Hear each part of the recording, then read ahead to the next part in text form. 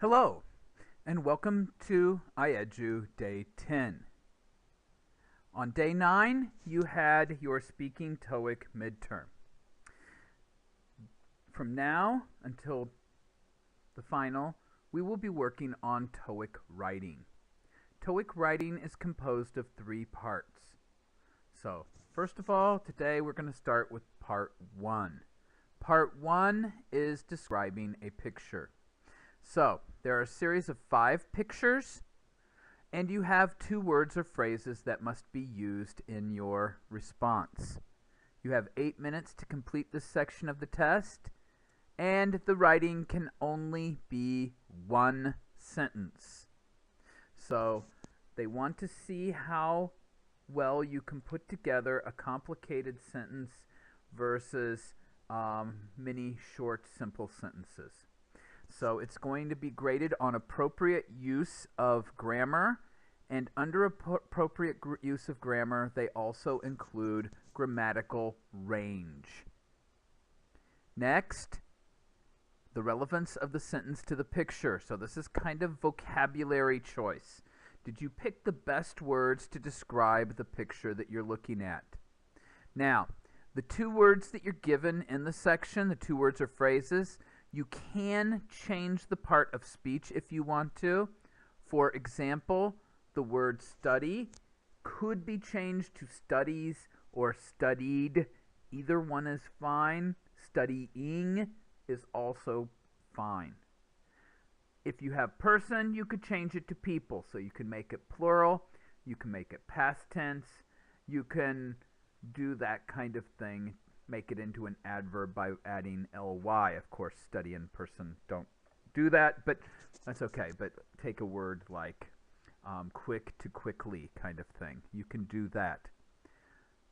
So let's keep looking through here. Here's a sample. So this would be Unit 1. You've got 2 groups of words. The first one is Canadian goose. That's the kind of bird it is, a goose. And in. So if we look at this picture, what would we write? 2 beautiful Canadian geese. Okay, so I actually have the number there and how many, and a little bit of a description with a descriptive adjective. I've changed goose to geese because that is the plural form of goose, which have a white stripe on their face. So I've added a little bit of description to make sure that people understand Canadian geese have the white stripe going across their face. And this is a relative clause to describe the geese. Then I have the verb, are swimming.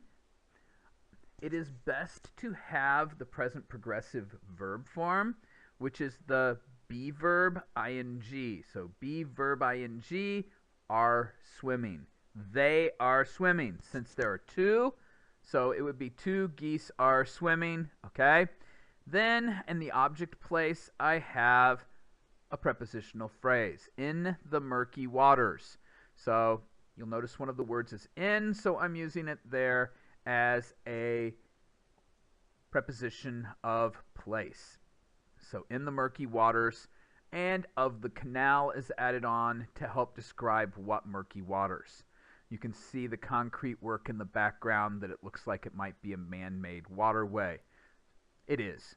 It is actually a canal. So this would be a possible answer. 2 beautiful Canadian geese, which have white stripes on their face, are swimming in the murky waters of the canal. This is showing good grammatical range and relevance to the picture. If you took the picture away, you should still be able to see it through reading the words.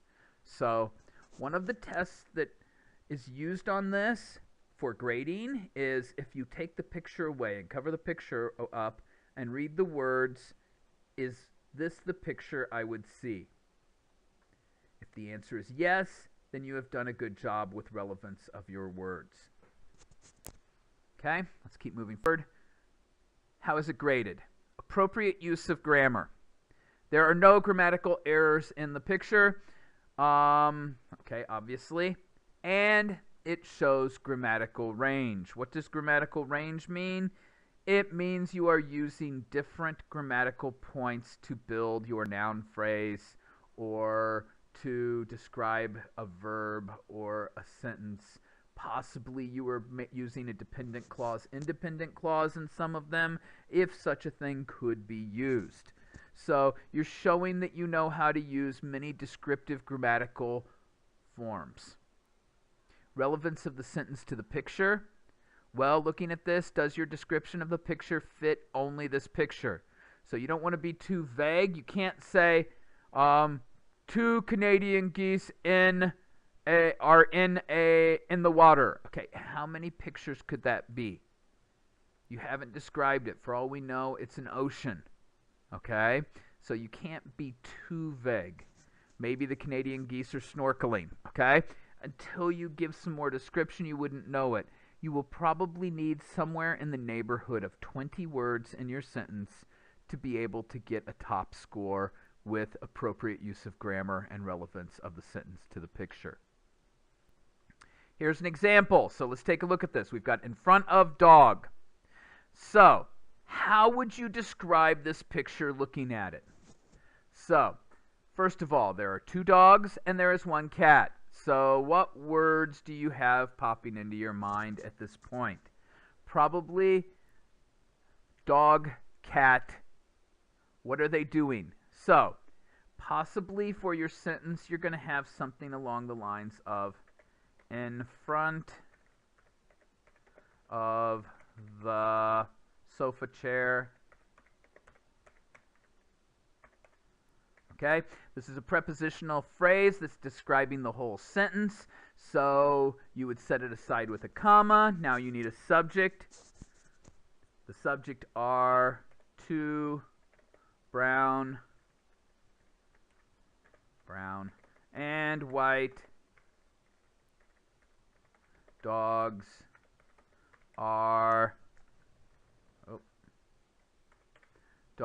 are staring at the small brown cat, which is climbing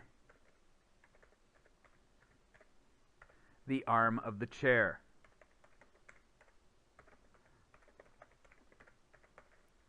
And right there, you have a very good sentence that would describe this picture. I've used a preposition set aside by a comma to describe the whole picture. I've got 2 brown and white dogs. 2 dogs are staring. Okay, staring is much higher than looking at or seeing. And they are pretty intense there from the looks of things. At the small brown cat. Okay, so we've got 2 adjectives to describe the cat, which is climbing the arm of the chair. So you can see he's climbing on the arm of the chair, and that is a relative clause. So I've got some describing the object. So I've got some grammatical range. I'm in about the right level of words for this picture. Now you try it. Look at this picture. Person, avenue. Okay, avenue is another word for street. You can change person to people, which would probably be a good idea in this picture because there are many people and most of them are riding, it looks like mopeds, or actually they're called, or in the cycled cabs. Yes, this picture is in Vietnam, so maybe you could throw that in if you recognize this. Possibly from the script on one of the signs, or because that kind of bicycle taxi is from Southeast Asia, whatever, or your background knowledge is telling you this. So you can put in background knowledge if you're sure of something. So try to write a sentence about this picture. 20-word sentence would probably need to have something like